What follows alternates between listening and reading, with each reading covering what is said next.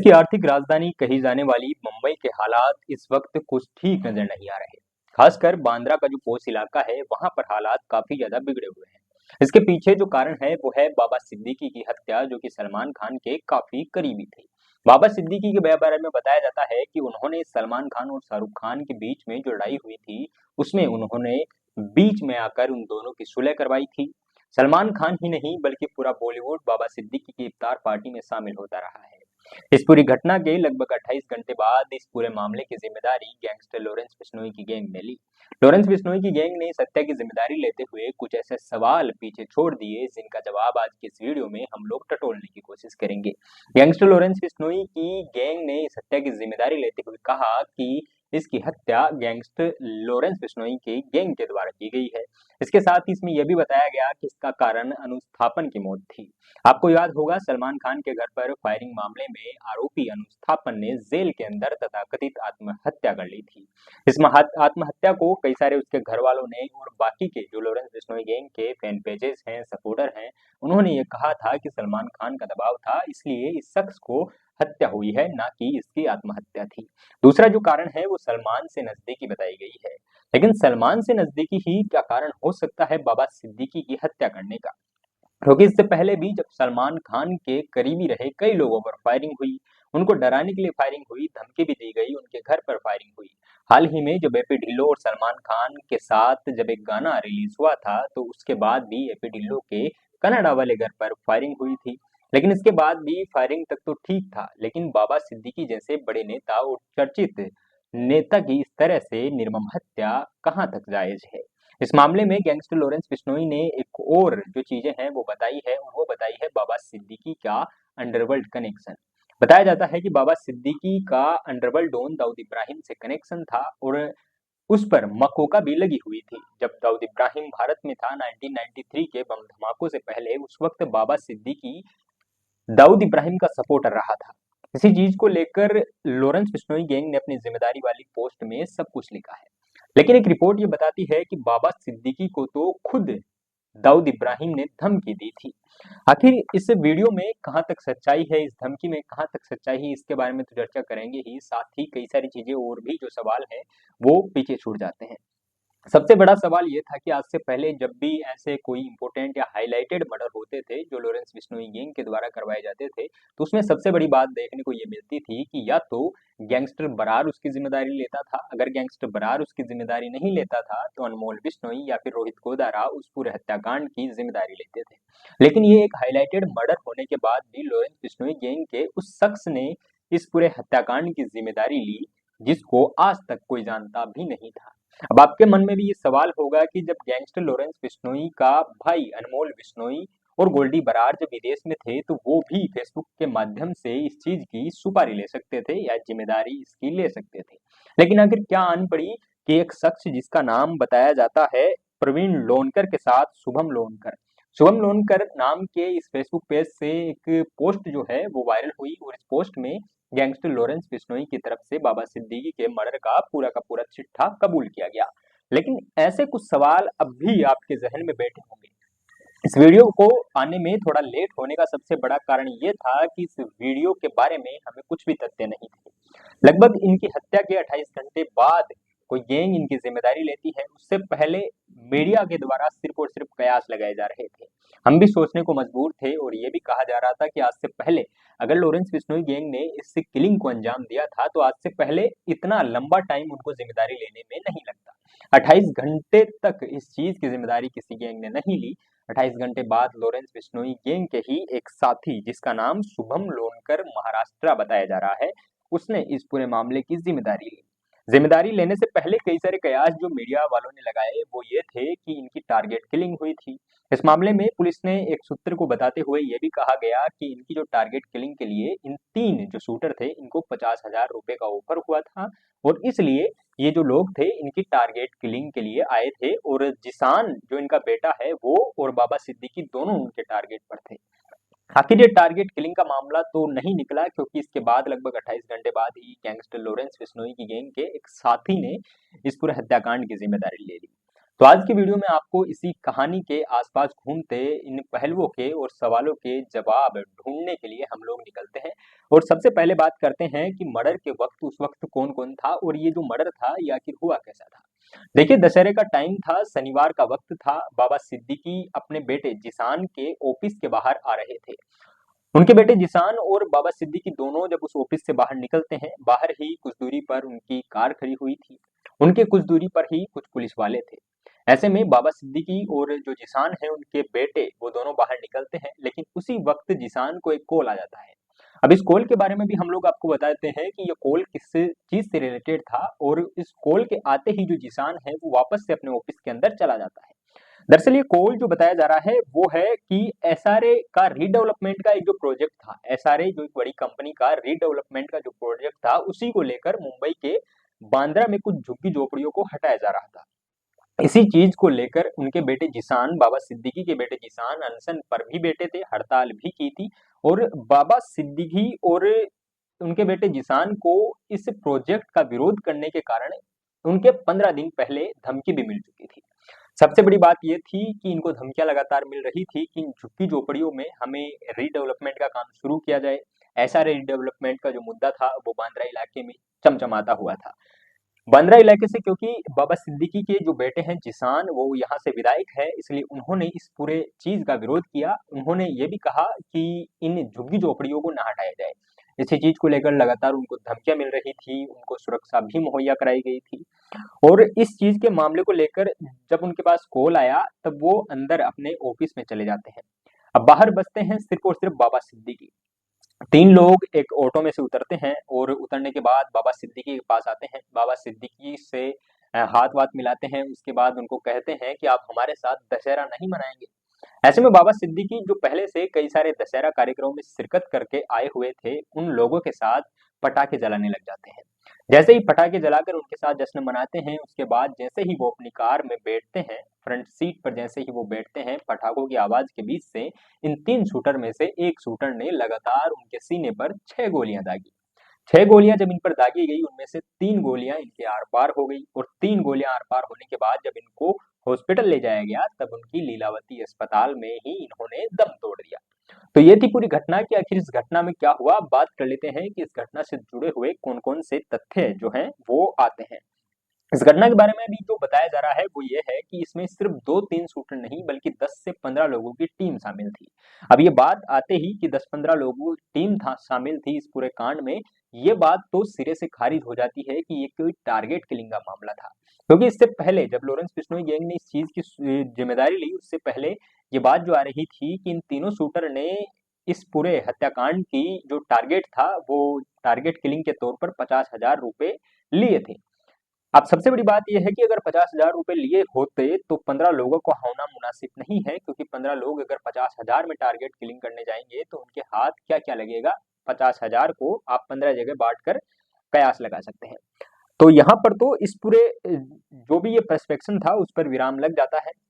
अब सबसे बड़ी बात ये थी कि इनके जो बेटे जिसान की जो थी हत्या होने वाली थी, इसमें इन दोनों बाप बेटों की हत्या की इनको सुपारी मिली हुई थी, लॉरेंस गैंग की तरफ से टारगेट मिला हुआ था। लॉरेंस गैंग की तरफ से टारगेट मिलने की बात हम लोग इसलिए कह रहे हैं क्योंकि एक शूटर से जब पूछताछ हुई तो उसने ये बताया है कि लॉरेंस गैंग की तरफ से ये ऑर्डर मिला हुआ था कि जो भी इनके परिवार में मिले उसको उड़ा दो, चाहे इनका बेटा जिसान मिले या फिर ये बाबा सिद्दीकी खुद मिले। अब जिसान और बाबा सिद्दीकी दोनों जब उनके जिसान के ऑफिस से बाहर निकल रहे थे तो प्लान तो इन दोनों को ही टपकाने का था, लेकिन क्योंकि जिसान अपने ऑफिस में वापस चले जाते हैं इसलिए बाबा सिद्दीकी ही बाहर बचते हैं। बाबा सिद्दीकी अपनी कार में बैठकर जाते उससे पहले ही बाबा सिद्दीकी पर 6 राउंड फायरिंग हो जाती है। अब इस मामले से जुड़े कई सारे जो तथ्य हैं वो और भी आ जाते हैं।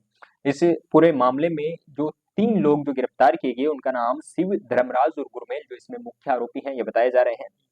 जो शिव जो आरोपी है वो अभी तक फरार चल रहा है, जो कि इस पूरे मामले में मुख्य आरोपी है, जो इस पूरे मामले की रूपरेखा बनाता है, इस पूरे मामले में वो कहाँ मारना है, कैसे मारना है, इस पूरे किलिंग को अंजाम देता है। इसके बाद 2 और लोग हैं, एक का नाम धर्मराज और एक का नाम गुरमेल है। शिव और जो धर्मराज है वो यूपी के बहराइच के रहने वाले हैं। वहीं पर शिव सबसे पहले यहाँ पर स्क्रैप व्यापारी के यहाँ पर लगभग 5-6 साल से पुणे में काम कर रहा था, और ये अपने पास के आस पड़ोस के एक लड़के को जिसका नाम धर्मराज कश्यप है उसको भी पुणे बुला लेता है। बुलाने के बाद ये दोनों मिल जाते हैं और इनको एक जो दूसरा शख्स है इनकी मुलाकात करवाता है गुरमेल नाम के एक शख्स से जो पहले से लॉरेंस बिश्नोई की गैंग से जुड़ा हुआ था। गुरमेल जो है उसका संबंध हरियाणा से बताया जा रहा है। बताया यह भी जा रहा है कि इसने अपने दोस्त के भाई की बर्फ का जो चाकू होता है उसको बनाया और उसके बाद में बर्फ के सुए से अपने दोस्त के भाई की 52 बार घोंप कर हत्या कर दी थी। ये कितना बड़ा अपराध होगा आप लोग सोच सकते हैं कि बर्फ का सुया बनाकर मतलब ये एक चाकू बनाकर एक शख्स की हत्या हो जाती है, हत्या कर देता है ये गुरमेल जो कि हरियाणा से संबंधित है और 52 बार उस शख्स को चाकू घोंपा गया। इस मामले में उसे सजा भी होती है और जैसे ही वो जमानत पर बाहर आता है उसके बाद वो लॉरेंस बिश्नोई गैंग से, क्योंकि उसकी जेल में लॉरेंस बिश्नोई गैंग के कई गुर्गों से कांटेक्ट हो चुका था, तो उनके कांटेक्ट की बिहाफ पर जैसे ही ये जमानत पर बाहर आता है लॉरेंस बिश्नोई की गैंग में शामिल होता है और उसके बाद लॉरेंस बिश्नोई का इनको एक टारगेट दिया जाता है जो कि था बाबा सिद्दीकी का मर्डर। तो जैसे ही शिव और धर्मराज जो थे वो दोनों यहाँ पर लॉरेंस बिश्नोई गैंग के एक शख्स का टारगेट लेते हैं। यहाँ पर टारगेट लेने के बाद इनकी एक तीसरा शख्स जो कि लॉरेंस बिश्नोई गैंग से संबंधित था जिसका नाम जो थे वो प्रवीण लोनकर बताया जा रहा है। प्रवीण लोनकर जिसकी उम्र 28 साल थी। प्रवीण लोनकर इस शिव और धर्मराज कश्यप को इनको गुरमेल से मिलाता है, तीनों एक साथ होते हैं और फिर उस पूरे घटनाक्रम की प्लानिंग ये लोग बनाते हैं। सबसे पहले बात करते हैं इस मामले में गिरफ्तार कौन कौन हुआ है, फरार कौन कौन है। स्क्रीन पर आपको दिख रहा होगा। इस मामले में गुरमेल सिंह और धर्मराज और इसके साथ ही प्रवीण लोनकर नाम के 3 शख्स की तो गिरफ्तारी हो चुकी है। इसके अलावा बात करें जो फरार चल रहे हैं उनका नाम है शिव कश्यप और इसके साथ ही शिव कश्यप और जिसान अख्तर एक शख्स का नाम है और तीसरे शख्स का नाम है शुभम लोनकर। शुभम लोनकर ये वही शख्स है जिसने लॉरेंस बिश्नोई गैंग की तरफ से फेसबुक पर इस घटना की जिम्मेदारी ली। जिम्मेदारी वाले पोस्ट में लिखा गया कि इनकी जो हत्या है वो सलमान खान से करीबी के कारण हुई है। इसके अलावा जो अनुस्थापन है उसकी जेल में जो हत्या हो चुकी थी जिसे तथाकथित तौर पर पुलिस ने आत्महत्या का करार दे दिया था, ऐसा उस पोस्ट में लिखा गया है। तो उस अनुस्थापन की मौत का जो बदला है वो लॉरेंस बिश्नोई की गैंग के खिलाफ जाकर सलमान खान से दोस्ती और इसके साथ ही दाऊद इब्राहिम से दोस्ती के कारण इनकी हत्या हुई है। साथ ही ये भी कहा गया था कि सलमान खान के जो भी करीब रहेगा उसको इसी तरह की मतलब कि लॉरेंस बिश्नोई गैंग का सामना करना पड़ेगा। ये जो चीजें थी ये निकलकर सामने आती है और आपको बता दें कि जिस शख्स की हत्या हुई है बाबा सिद्दीकी, ये बाबा सिद्दीकी मुंबई के जाने माने मंत्री भी रह चुके हैं। बाबा सिद्दीकी की इफ्तार पार्टी काफी ज्यादा फेमस है जिसमें पूरा बॉलीवुड का कुंबा आता है। बॉलीवुड के सभी सुपरस्टार यहाँ तक कि सलमान खान की तो पूरी फैमिली उनकी इफ्तार पार्टी में आती है। इनके बारे में बात करते हुए हमने जब रिसर्च की तो हमें पता चला कि बॉलीवुड सुपरस्टार सलमान खान और शाहरुख खान के बीच लड़ाई हुई थी। कटरीना कैफ के बर्थडे पर साल 2008 में बॉलीवुड सुपरस्टार सलमान खान और शाहरुख खान के बीच जो लड़ाई होती है, सलमान खान की उस पार्टी की जो तस्वीर है वो आपको यहाँ पर दिख रही होगी। तो उस वक्त इनके बीच लड़ाई होती है। उसके बाद इनके बीच जो सुलह का काम था वो इफ्तार अपनी ही इफ्तार पार्टी में बाबा सिद्दीकी करवा देते हैं। दोनों को गले मिलवाते हैं, आपको यहाँ पर दिख रहा होगा, दोनों को गले मिलवाते हैं और उसके बाद इन दोनों में सुलह हो जाती है। सलमान और शाहरुख उसके बाद से एक बनकर रहने लग जाते हैं। तो सलमान और शाहरुख की जो ये कड़वाहट थी, जो ये दुश्मनी थी, इसका जो खत्म करने का जो पूरा का पूरा कंट्रीब्यूशन था वो इन्हीं बाबा सिद्दीकी का था। अब बात कर लेते हैं कि इनका और क्या क्या कंट्रीब्यूशन था और सलमान खान से ही इतनी करीबी क्यों थी। देखिए सलमान खान से करीबी होने का सबसे बड़ा रीजन ये था कि सलमान खान को जब हिट एंड रन केस में सजा हुई थी 5 साल की, तब उनकी बहन अलवीरा के साथ ये बाबा सिद्दीकी सबसे पहले शख्स थे जो कोर्ट पहुंचते हैं। कोर्ट पहुंचने के पास इन्होंने क्या किया कि एक वकील है हरीश साल्वे, उनसे मुलाकात की और मुलाकात करने के बाद हरीश साल्वे ने सलमान खान की जो सजा थी उसको स्थगित करवा दिया था, सस्पेंड करवा दिया था। तो इस मामले में भी कई सारे ऐसे तथ्य हैं जो सलमान खान और इनकी दोस्ती के बारे में बताते हैं। आप लोग फोटोज में साफ तौर पर देख सकते हैं कि सलमान खान और बाबा सिद्दीकी की कितनी अच्छी दोस्ती जो थी वो रही थी। इसके अलावा संजय दत्त भी इनके काफी करीबी रहे हैं। बताया जाता है कि जब इससे एनसीपी से पहले जो बाबा सिद्दीकी थे वो कांग्रेस में थे। इस साल फरवरी में ही ये एनसीपी में ज्वाइन हो जाते हैं। जब बाबा सिद्दीकी कांग्रेस में थे उस वक्त एक वक्त था जब संजय दत्त के पिता सुनील दत्त भी कांग्रेस के वर्कर थे, कांग्रेस से जुड़ते हैं और उस वक्त बाबा सिद्दीकी की भी कांग्रेस में जुड़ाव होता है, एंट्री होती है और देखते ही देखते दोनों काफी करीब आ जाते हैं। इसी चीज को लेकर संजय दत्त से भी काफी करीबी बाबा सिद्दीकी की हो जाती है। बाबा सिद्दीकी की जैसे ही आज हत्या हुई उसके बाद से लगभग 28 घंटे बाद लॉरेंस बिश्नोई गैंग की तरफ से ये हत्या की जो जिम्मेदारी है वो ली गई और इस जिम्मेदारी के बाद से मुंबई ही नहीं बल्कि चारों तरफ कोहराम मचा हुआ है। यहाँ तक कि बांद्रा के पोस्ट इलाके में सलमान खान की जो सिक्योरिटी है उसको टाइट कर दिया गया है। अभी अभी तक अगर हम इस मामले में बताएं आपको तो सलमान खान भी रात के लगभग 2 बजे इनके हॉस्पिटल में पहुंचते हैं और उनको देखने पहुंचते हैं, लेकिन उससे पहले ही बाबा सिद्दीकी की मौत हो जाती है।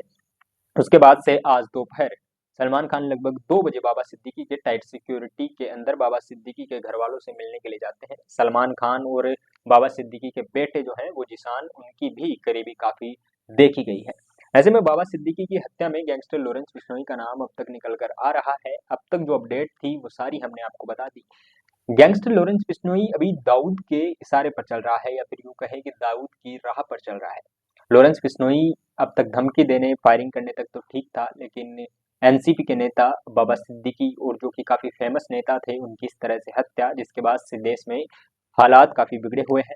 सांसद पप्पू यादव ने भी गैंगस्टर लॉरेंस बिश्नोई को चुनौती देते हुए अपना स्टेटमेंट दिया है, जिसमें कहा है कि इन लोगों को जेल होनी चाहिए, जेल में ये इनको सरकार जो है वो सुरक्षित कर रही है। अगर उन्हें 24 घंटे का टाइम मिल जाए तो वो लॉरेंस बिश्नोई की पूरी गैंग को खत्म कर सकते हैं। बिहार से सांसद पप्पू यादव का ये स्टेटमेंट हम आपको बता रहे हैं और गैंगस्टर लॉरेंस बिश्नोई की इस पूरे कांड में जो जिम्मेदारी है वो ली गई थी और अब कयास लगाए जा रहे हैं कि मुंबई पुलिस लॉरेंस बिश्नोई को गुजरात की साबरमती जेल से पूछताछ के लिए ला सकती है। अब इसका क्या परिणाम होने वाला है वो भी मैं आपको अभी बता देता हूँ, क्योंकि लॉरेंस बिश्नोई ने ना तो इस चीज की जिम्मेदारी ली, ना ही लॉरेंस बिश्नोई का जेल में होते हुए लॉरेंस तो सिर्फ यही बोलेगा जो कि पहले सिद्धू मूसेवाला हत्याकांड के वक्त लॉरेंस ने कहा था कि मैं तो जेल में था, मुझे नहीं पता, अनमोल बिश्नोई ने सब कुछ किया होगा। ऐसे में वापस से ये जो पूरी टोपी है ये अनमोल बिश्नोई पर डाल दी जाएगी और लॉरेंस बिश्नोई फिर से इस केस में निकल जाएगा। लेकिन इस केस के बाद से जो कानून व्यवस्था है उस पर भी सवाल उठना थोड़ा लाजमी है। बाबा सिद्दीकी की हत्या किस तरह से हुई, कौन कौन से सवाल थे, उन सवालों के जवाब के बारे में हमने आपको पूरी तरह से बता दिया है। अगर इस मामले से जुड़ी और कोई नई अपडेट आती है तो हम आप लोगों तक एक डिटेल्ड वीडियो लाकर फिर से बताएंगे कि आखिर बाबा सिद्दीकी को लेकर कौन कौन सी नई अपडेट और लॉरेंस बिश्नोई पर कौन सा कड़ा प्रहार होने वाला है।